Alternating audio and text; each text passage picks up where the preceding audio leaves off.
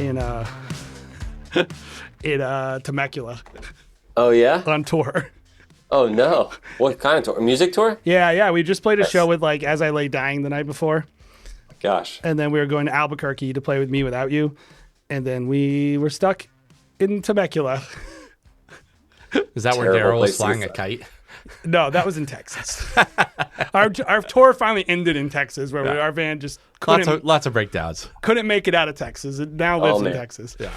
So, all right. Cool. Hey, everybody. Welcome back to another episode of the Wedding Film School Show. My name is Jared Haskell, here again with Mr. Jason McCutcheon, my business partner friend. Jay, how we doing? Doing really good. We are excited because what is it right now? It's April. I just got back from Engage, Tuscany, so I had a good time there. And wedding season is about to fully kick off in New England. So things are looking up. Do you ever feel like a nervous energy like when a season's about, like you're happy that it's about to start, but you're also kind of like dreading it because you're enjoying. Yeah, that's the word I was going to use. Dread. It's dread season. It's like, I hope I did everything. I hope I didn't forget this person on a spreadsheet and we're just going to get a call. Like that's the season. I'm like double checking season, making sure we're lined up, making sure, lead shooters, second shooters, assistants, they all know what they're doing. Well, tell everybody about what you were doing today that made you so happy. Oh, it's the simple things in life, Jay. Today, before the podcast, I just bought a ton of Pelican wheels, like rollerblade wheels for the Pelicans.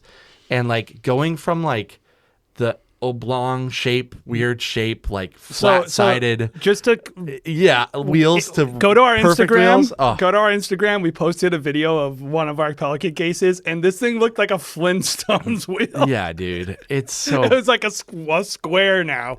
But just like again, the simple things in life. They roll beautifully. And so now we don't have to go through the Four Seasons in Boston going clack, clack, clack, clack, clack with our Pelicans. Everyone looks at you like you're a caveman. And like, look at that Philistine. Yeah. Oh, it's just the videogaphers again rolling through here. Like, we'll never get a call again if we shoot a wedding at the Four Seasons. I knew they were nothing. Yeah. So I don't know. Those kind of things, there's only a certain amount of things that you can control in life, Jay.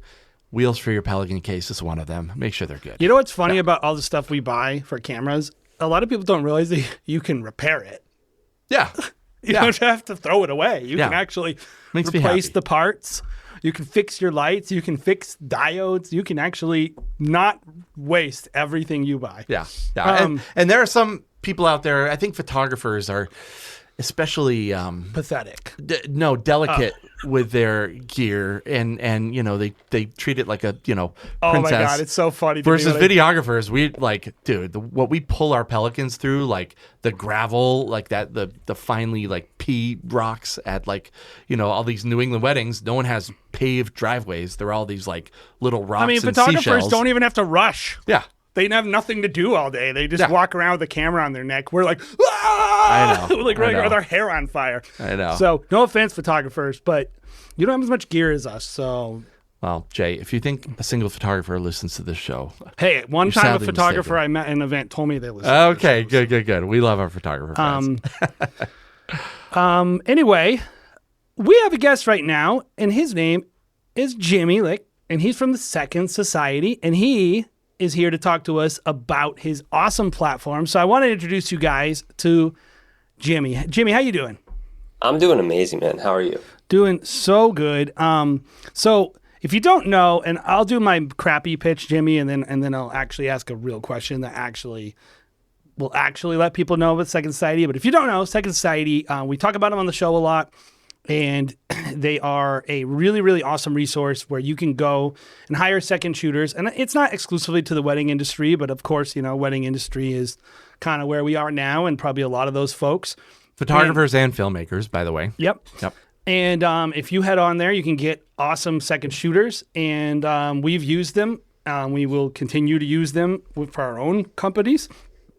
And and so, Jimmy, did I get it right? You nailed it, man. Oh, thank you so much. You nailed it. Can I say? A+. Oh, man. So Jimmy, tell everybody a little bit about yourself and kind of your background before we talk about Second Society a little bit more. Yeah. So I've been in the wedding industry for 10 years now, full time. Kind of started out in music, went to school for music, and like halfway through my first semester, decided to pop into film. And there was a master's program going on where it was 5 years and you could do music plus filmmaking. So I kind of dabbled into that and then just fell in love with it. And so, fast forward to 2015, I started my first wedding. I was involved in the church as a worship leader, and that's kind of where I got started. I found my first 6 weddings straight that year in the church, and then decided that, hey, this is what I want to do full time. And so been doing it full time. Then we hit COVID. And basically, to sum it all up, there was one time where we were filming in Tahoe, and San Jose was another wedding that got postponed on the same day. And we needed to find 2 lead shooters and then a second shooter for a huge $1 million wedding. And it was really hard to find people in San Jose. And so I was like, man, there needs to be an app where we can just hop on there. All of our friends live there. They have their availability, and we can just find lead and second shooters in seconds. And there was no app built. So I decided to sell our house and put all of our investment into building this app, because I think it's something that's absolutely needed in the wedding industry. Insane. Yeah. I would agree.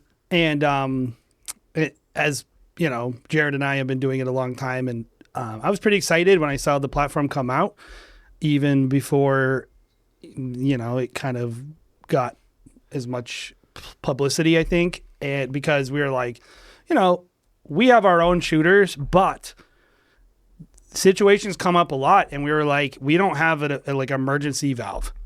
Mm-hmm. Yeah. Well, I think it's really interesting. You bring up COVID, and I was assuming that it was kind of like a COVID brand, mainly because I think pre-COVID, a lot of people found second shooters using like Facebook groups, Facebook. right? Mm-hmm. At least for us, that's what I saw. We have a lot of like New England photographer, videographer kind of Facebooky groups, some bigger, some smaller.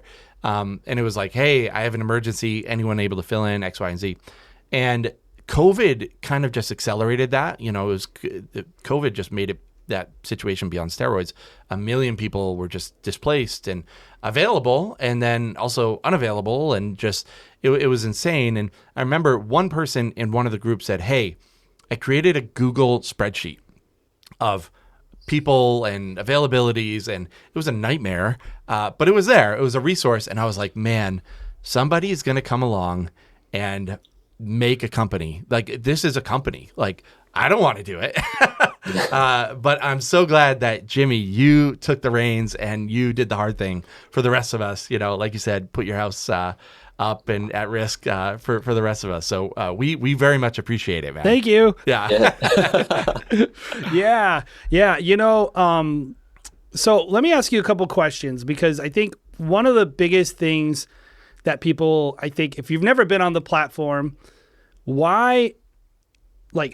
tell everybody a little bit about how the platform works, and like, how do we know that we're getting like a quality second shooter out of this platform? Yeah, to start off, you don't know until you hire them. So go for it. But we do the best that we can to eliminate all risk.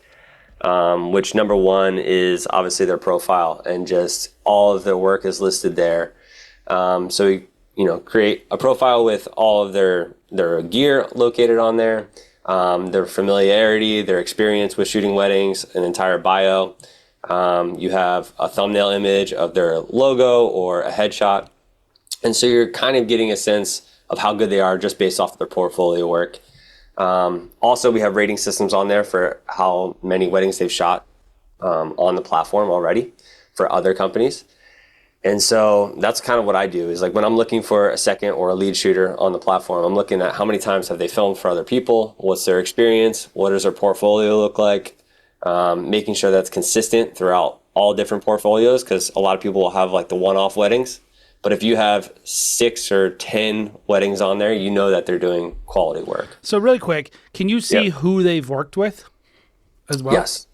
I think that's a big one. Yeah. Yeah, so if you go on there, you can basically see all the profiles of the other companies that they've worked with in the past. Yeah. So if you go on mine, for example, like I've shot 12 weddings with other people last year. You get to see the people that I've worked with in the past. I think that pretty much sells itself. Also the reviews, what it's like to work with somebody. And I think that's like a big eye opener for a lot of people to just see what their personality was like on the wedding day. So if you get to see those touch points, that is also super helpful. Because at the end of the day, you're working with somebody for, 10 hours and you want to make sure it's a good time. Yeah, so I think you brought up something interesting when it comes to this that I was curious your thoughts on, which is really, you brought up like these rating systems and all that. Do you find I don't know how you feel about this, Jared, but I'm wondering, do you think people are honest? Like, do people provide negative feedback, or is it just 5 stars, 5 stars, 5 stars? I don't know. I would be might be a little nervous to give a bad review of someone that I might have to run into in a Facebook group. I totally agree. I think if somebody maybe has a bad experience with somebody who's, in our small community, they'd be more likely to just leave no review than leave a good review or a bad review. Do you find that to be the case, or do you think people have proven to be honest in actually providing that feedback? No, so the way our app works, basically you have public feedback and then private feedback as well, right? So you want to help the shooter out as best you can, giving critical advice and feedback for how they actually did. We didn't even do reviews. We built it out in code for about 6 months, and I just didn't even want to launch it because I was thinking the exact same thing. Nobody's going to be honest. What's the point of launching this out and having to maintain code and making sure that it works across all platforms when in reality people won't be honest? But I think, to your point, leaving no review is a bad review. And so when people don't scream about you and say, man, what it was amazing to shoot with this person, it kind of leaves you thinking they're probably going to be average, right? Where vice versa is when you see people go above and beyond and write reviews that, it takes a lot of effort to put those words into play. Now you have built that anchor of trust with that shooter. And that's kind of what I want Second Society to look like is, people are going to have 5-star reviews, people are going to have 5 stars, but the people with 5 stars and reviews that say all this extra is going to build just another level of trust. And that's what we want at the end of the day. We want however many levels of trust I can build through Second Society before you hire them. That's what I want. I mean, ultimately, right? Me and Jared train shooters left and right. This is tough.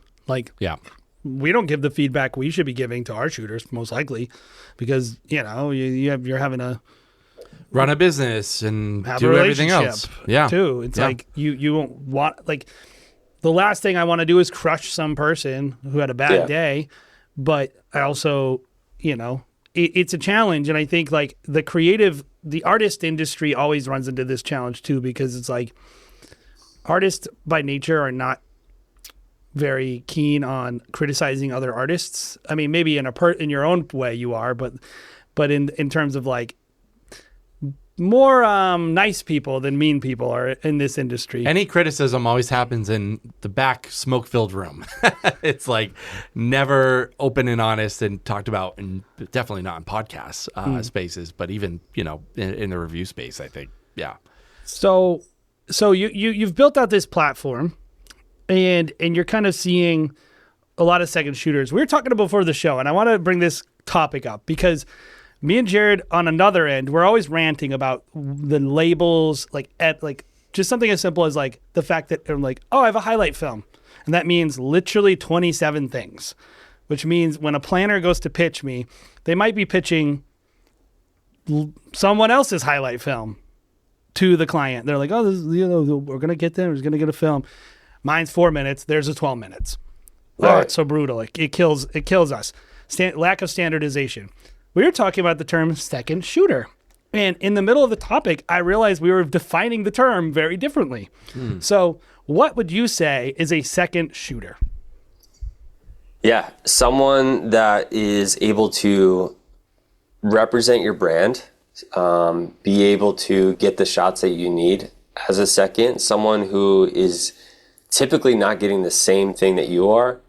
They're usually using a different focal length and helping tell a more compelling story for whether it's a highlight film or for your photos. So they're getting secondary angles even sometimes just like different styles. So maybe they're put on details while you're capturing the bride. Maybe they're getting candids while someone else is doing more posy shots. So it's just somebody to assist you in helping tell the whole story of the day. Yeah. I think one of the issues that you're going to run into throughout not just this platform, but throughout the whole industry, and I'm sure you have, is this whole entire thing of like the fact that people just use their second shooters so differently. I don't know, like we even in our own company, like actually have multiple levels of second shooters. Yeah. Well, that's what we were talking about. Like we have 3 different brands, and we use our second shooters very, very differently. Like a second shooter or a lead shooter for my lower end brand wouldn't even be a second shooter for my higher tier brand.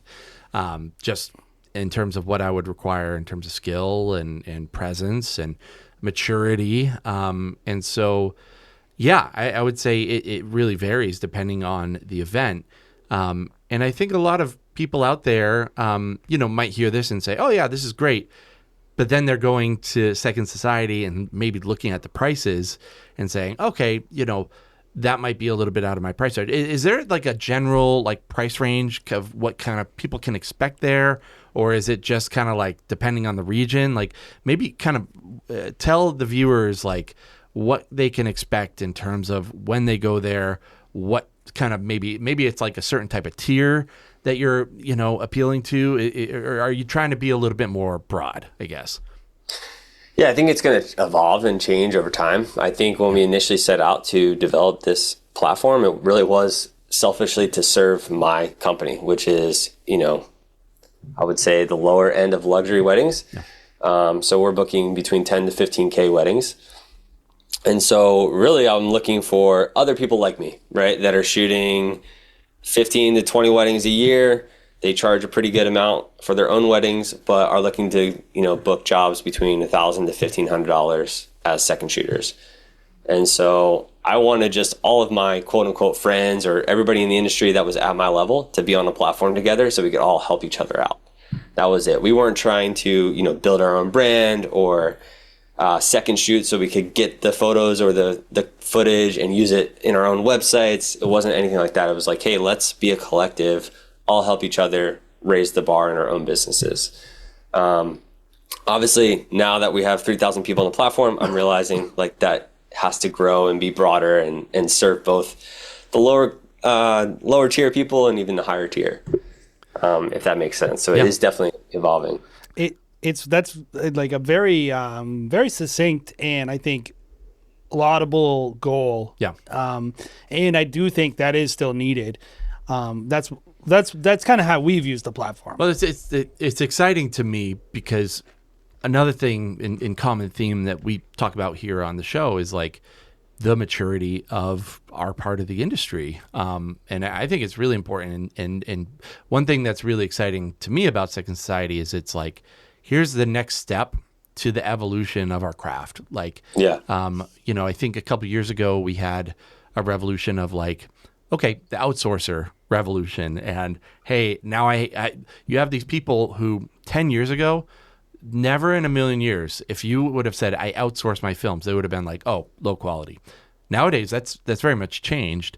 And now it frees people up to be with their family more and maybe even deliver better wedding films at the end of the day. It's gone from like maybe like a net negative and something that maybe people are allergic to talking about to something that it's a very credible way to run a wedding film business is, I'm the lead, I do the sales, I do the shooting, I'm the face of it, but then I'm working with someone who knows more than me on the back end. And so I just see Second Society as like a tool in my toolbox as more of like a business owner of like, hey, if I can build this out, then that's something I want to probably exercise and look into. And that's the way I've seen it as a business owner who has these 3 different businesses as like, hey, I have my team, I have my staff, I have contractors that I work with, and now I have an extra tool in my tool belt to maybe expand and grow and create new relationships with a higher tier kind of photographer, filmmaker, etc. And that's really exciting to me. I wish we had even more tools at our disposal like this, but it's just a reflection of, how our industry is growing.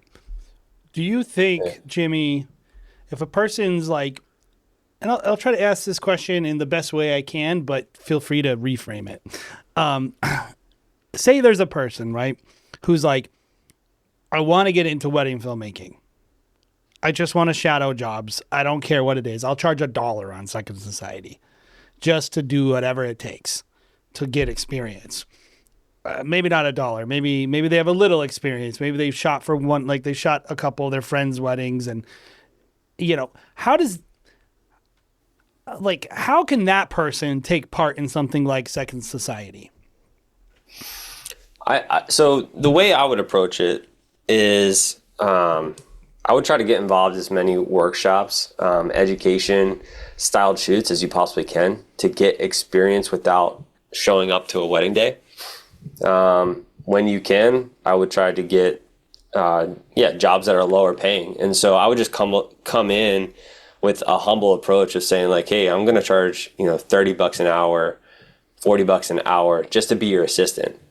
Because I want to gain experience. Is there a category, like a filter for assistant on the platform? Not right now. On the back end there is, but we haven't launched it yet. And so the other thing we're doing is content creation as well. Nice. So if you want to be a content creator, that also gets you onto a wedding day without, again, that like risk factor of having to carry the load of what a second shooter is needed or a lead shooter. But yeah, that would be another option. That's awesome. And just making sure, So I thought initially when we built it, like put second shooter, but put your starting rate at $30 to $40 an hour. So people know that like, okay, this person is willing to come onto the scene for, $250 for the day, $300. You are right though, in the sense that I think a lot of people start out higher thinking that they're going to get paid that. And what they end up experiencing is just crickets because nobody wants to charge them for the work that they're producing. Yeah. Well, and I think the other side is like, there is not, I say this every time I go to engage, I'll just be talking to some person and I'll be like, that you live in a fantasy world, right? like you're fantasy world that exists, but for you. Yeah. But what you represent is I'm statistically, I think it is 0.02% of the industry. And I often think like the entire industry is framed through the lens of that part of the industry. So people are like, well, I mean, this guy, like, well, you gotta, like, I wouldn't do that. And so, of course you wouldn't do that. You have leads, you have professional contacts, you have a portfolio, you have like, and you do 10 weddings a year. You're doing 10 weddings a year. You're doing 10 weddings a year for $20,000. Yeah. Like you're an abnormal person. The problem with our industry, Jimmy, is like wedding filmmakers are not, I think it's like a 55% market penetration, maybe even a less. And it probably varies of terms of weddings that have a wedding filmmaker. 98% of weddings have a photographer. Right. So, and I always say this to people, you don't see wedding filmmakers at cheap weddings. Like kind of at all. It's like a mid-tier it starts hopping in those like $50,000 to $100,000 events. That's when you start to see wedding filmmakers. And you'll see like a $7,000 photographer losing their mind with some $2,000 filmmaker who's embarrassing themselves wearing shorts. And the problem with these photographers is I'm like, that's their first gig. You've been doing this for 5 years and there's a whole entire ladder for you to climb. To get to that $7,000 price point. For filmmakers, they can't even join the industry until the middle tier. And I think we run into these issues where, who ends up servicing that bottom of the market? Low character, low integrity, low quality, national booking agencies. And they don't even care about their margin. They're charging $1,000. They're paying these guys $1,000 with no experience because they don't even care. We did a little expose, and I haven't even released it to be honest, but we did like some back end. I don't know if you remember. Do you remember the Copper Stallion Media and like Tolman Media and all those like companies that were like closing and leaving like $2,000 couples? Yeah. Like Do you know how much they were paying people? They were paying their shooters. Yeah. So they would have a $2,700 photo and video package. And they would spend $1,700 on the shooters. Yeah. And then they would pay a rate to their booking person. And then they would pay a rate to their manager. So they would walk away with like $300, $200 at the end of that. But then, like, talk about their marketing. They marketed a lot too. Yes, like, they forced all the people, and like they would force people to spend like a percentage of their budget, like $100K on ads too. So that, and then it's a pyramid scheme because they would just build up their numbers to a certain point, and then they go, "Oh, we're closing," and they run away with everyone's deposits. That destroys wedding filmmaking as a adoptable product to create supply and demand dynamics at the bottom of the market. And it destroys the experience ladder so that we don't have as many good people at the top end that we can start hiring. All that to be said, I think we have a major problem in our industry with we don't have a way of getting people started very effectively to join the industry. It's kind of like if you know someone and you're good, then, you know, naturally talented. Yeah, like it's pretty easy for you to get in. I think that's kind of how it works, is like naturally talented, skilled people. The problem is all the skilled people need a lot of people to hire. Mm-hmm. And all those people are busy because they all have their own businesses.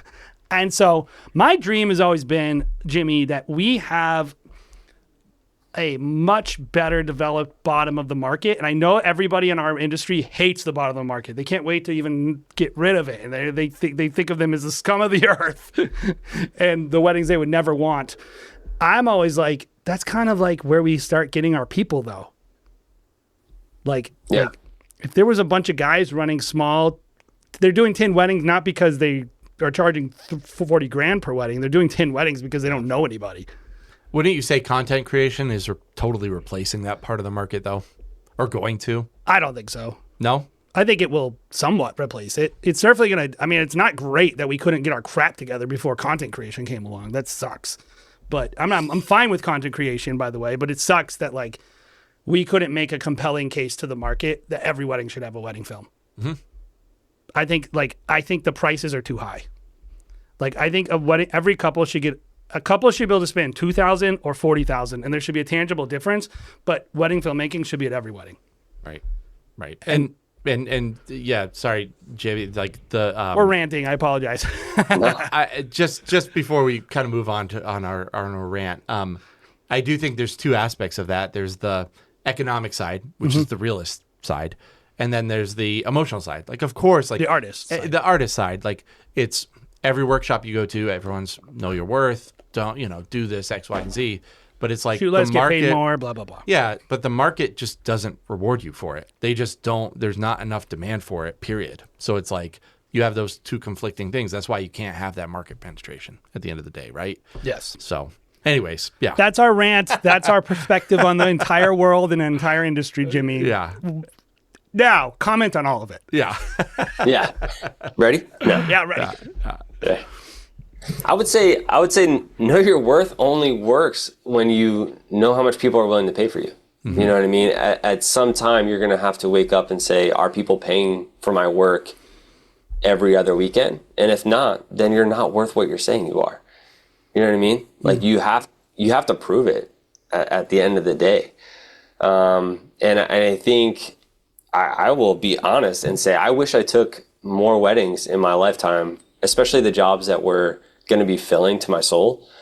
The ones that were, boat day in Lake Tahoe. It was a 3-day wedding. It was going to be super fun. It could have been an epic film that I could have created with a really pretty couple, but their budget was $6K, right?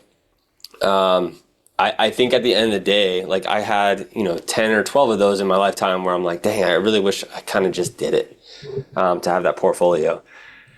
And you never know where that portfolio is going to go. And again, like every single wedding that you get, now that's another referral that's always going to build your business. So there's a fine line. I think people can be too stubborn to, not take enough jobs. And then they're 3 years in and you realize like, oh, all my referrals have dried up. Mm-hmm. Yeah.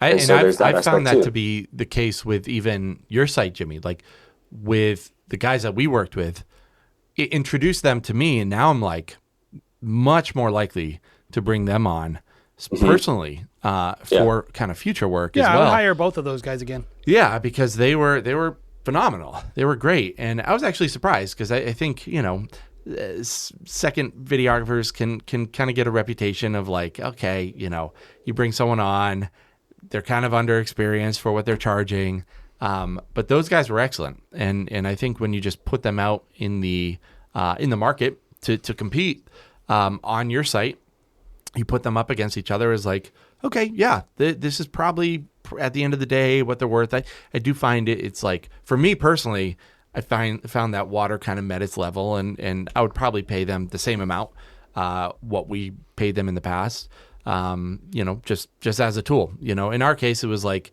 we really needed some solid people that day, and it was an impossible date to find people up here. We even had to bring them in from Pennsylvania, which is why you need to sign up if you're listening to this. So what You're would in you? Boston. Yeah. Sign up today. What are maybe some of your goals for the next year, 2 years? How are you really looking to grow this thing? How can you encourage people to, people out there that see the value in Second Society? What would you tell them to do kind of right now to, help our industry? I think the first question was just goals. So like my goal for this first year is just to get us to 7,500 people on the platform.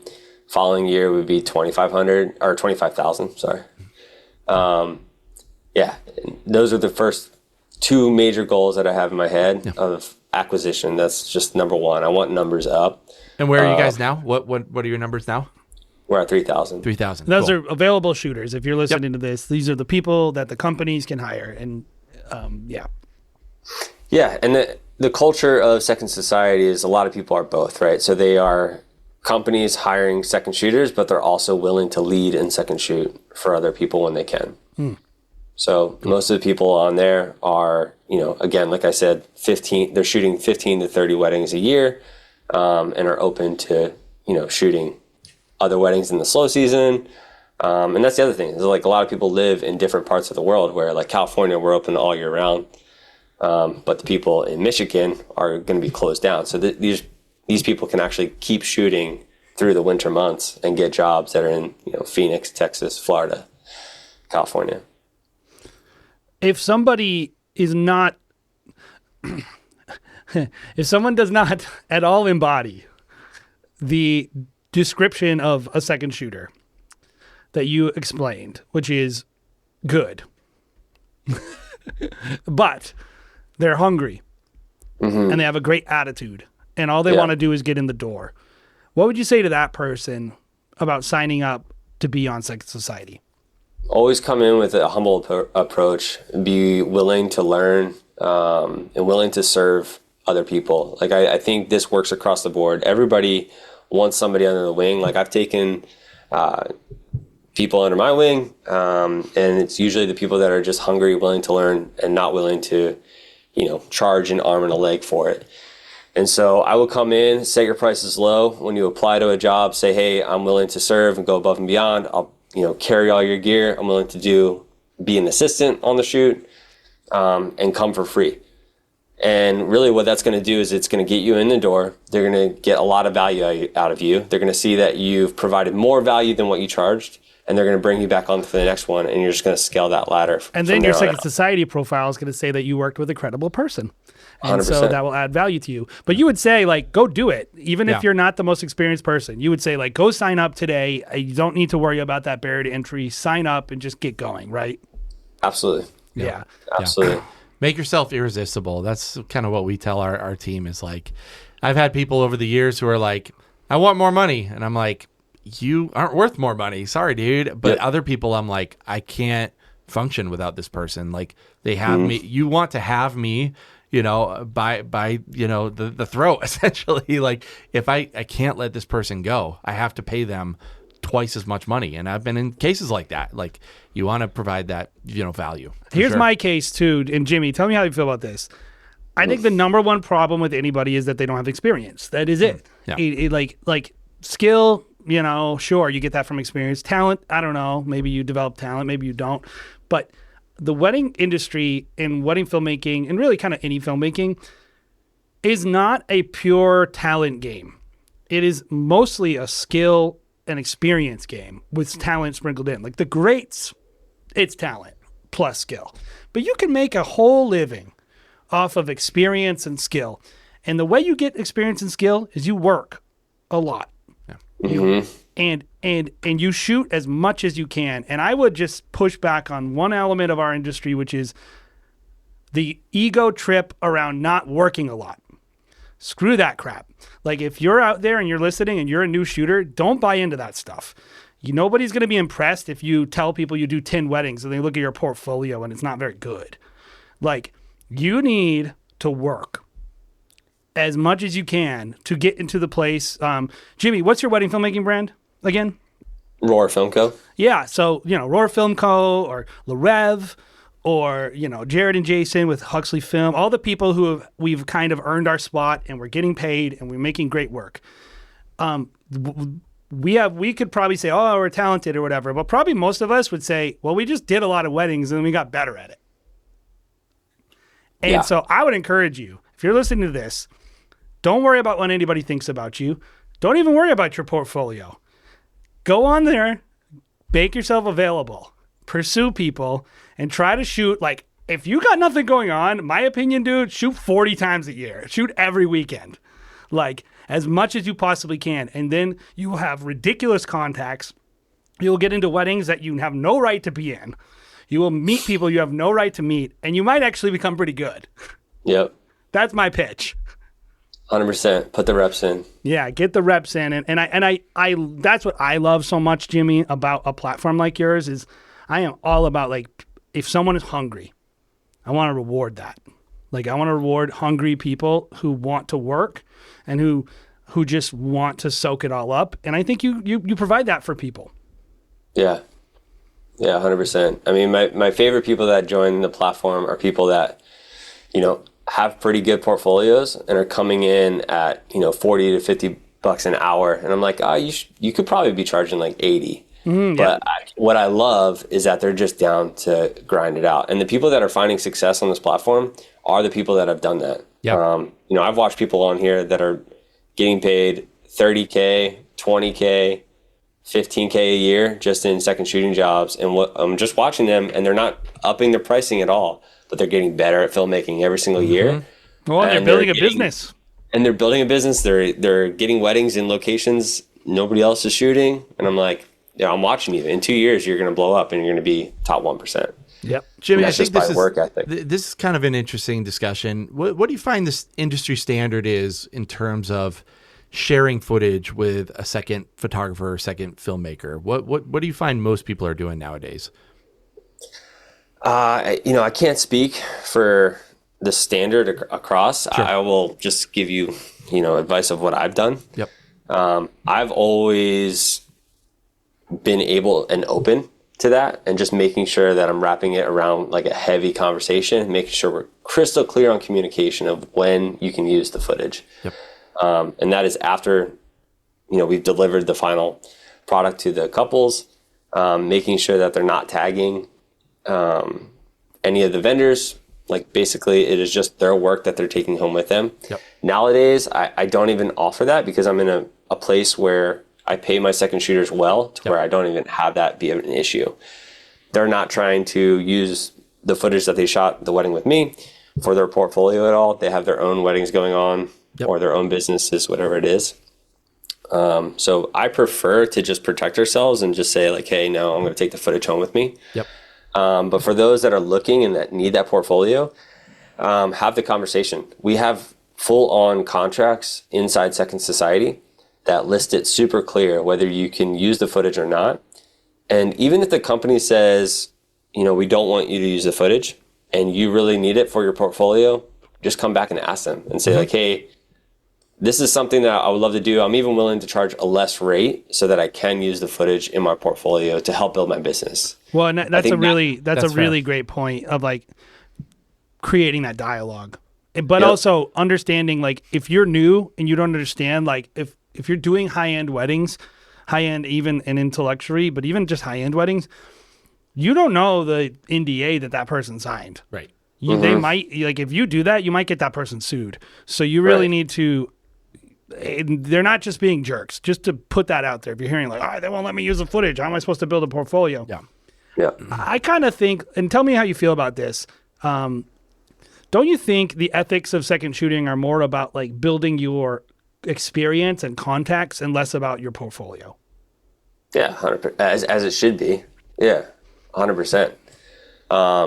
That's just another part of what Second Society is all about, is getting in proximity and networking with other people that you would have never networked elsewise. Yeah. If that makes sense. Totally. So, just to close it out, why don't you tell everybody, first of all, how do they get involved? And second of all, kind of like, what's your pitch? Like, why should someone be joining this platform as a company or as a shooter? Well, joining as a company, I think, again, the culture that I'm trying to set is creating a standard around lead and second shooting and make sure people have a really good understanding of what's expected on a wedding day. And this, I think it starts from the luxury weddings and works its way down. Like, there's going to be some rules and regulations and standards that are in luxury weddings that aren't going to be the same at the bottom. But I will say, if you use those rules and regulations in the lower tier market, you're going to stand out. It's only going to make you a better lead and second shooter.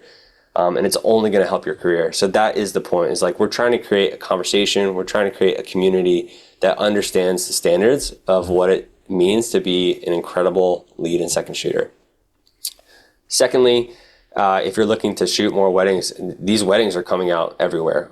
So we have people in Europe. We have jobs that are happening in Canada, Mexico, and US. So if you're looking to shoot in other places outside of your hometown and try to get experience in places you've never shot before, this is the place to do it. That's awesome. So a shooter can go on and bid for jobs. Yeah, 100%. So what we do is we set up job alerts. And so you just set the cities that you want to work in, the amount that you want to get paid, and we'll send you leads directly to you for jobs that come in that match your preferences. You would be an idiot not to do that. So I would encourage you, if you're a person who has time in their schedule, and I don't get rid of the ego about it. It's not like, oh no, people think I'm a failure. Like, I'm second shooting. Jared doesn't even know. I'm second shooting with Yoni Da Silva in June. Just because he was like, hey, can you help me out with this thing in Boston? It's a Sunday. And I was like, I got nothing going on. I'll help you out. I've second shot with Lindsay Conklin from Le Rev. Like, I've second shot with a Kyle Smith from 87 and Smith. Like, I'm not too good. Like, I just, I don't even remember how much I got paid. I just did it for fun. So I encourage you to go sign up and do it. Get rid of the ego and just like, that's awesome that you can just target something. You want to shoot a wedding in like Tuscany. Now's the time to do it too. Like, I think a lot of people are looking at their schedule and saying, I have a pretty good idea what my year is looking like. Put yourself out there. If you have a pretty slow July, fill out that you're available those months, and you can probably fill out your schedule. I think a lot of people are worried with, bookings right now. Where we are, it's usually a slow month for bookings anyways, but how's the economy doing? Whatever. Like, get yourself booked for those locked in dates at this point before someone else does. I'll tell you this, it's time Jimmy. to do it. We have some gigs that we need some help on. So if you're listening to the show, you can check out our profile. We're going to put some bids up probably for the summer. And if you want to shoot in Boston or in Cape Cod or Nantucket or any of the areas of New England, head over there. Like, and I'm sure there's a lot of those and a lot of really awesome people you can work with. And so I think that's really, really cool. I'm sure there's way more we could talk about with the platform, but I think we have that code still, right? WFS3. Yep. So tell everybody about the VIP membership. What does that do? What does that get them? Yeah, basically what I was telling you about is it gives you those job alert features. So you never have to check the job board again. So basically you just set where you want to shoot, whether that's like your hometown location, or if you want to shoot in Italy, or if you want to shoot in England. Basically you just put all the cities that you want to shoot in, the price point that you're looking. Also, you can send in all the companies that you want to work with. So for example, like I have Lindsay, Le Rev is in there. Kyle from 87 Smith is on there as well. And so if any of those people put jobs up on the job board, regardless of the location and how much they're charging, it sends me a notification saying like, hey, the Rev just posted a job. Do you want to apply? And so I think that feature is incredible. You never have to check it again. That's the thing with Facebook groups is like, they're great, but let's be honest, only 3% of the people that are in the Facebook groups are looking at those every single day. Mm-hmm. And so you're missing 97% of the people. And so with Second Society is like every single job post goes to every single person. So at least it gets in front of their eyes. I don't really see what the negative of that is, Jared. Yeah, So. totally. Thanks, guys. So yeah, let's wrap this thing up. Jimmy, thank you so much for being on, man. It was great chatting and getting to know you. This is the first time we've been hanging out, but really appreciate what you're doing for the industry. Like Jay said, head over to secondsociety.com. .io. Sorry. Make sure you're checking out weddingfilm.school if you want to know all the things that are going on here at Wedding You Film can School. go sign up for a consultation, and I'll tell you if you should sign up for Second Society. There you go. That's one way to do it. There is a prompt now on our website that will ask you if you want to join our newsletter, and that's where you can find all the local or most current news going on at Wedding Film School. Recent releases, recent podcasts, recent happenings on the Facebook group, and just discussions happening in the broader wedding film community. Hope you've enjoyed this episode, guys. We'll see you again next week here on the Wedding Film School Show.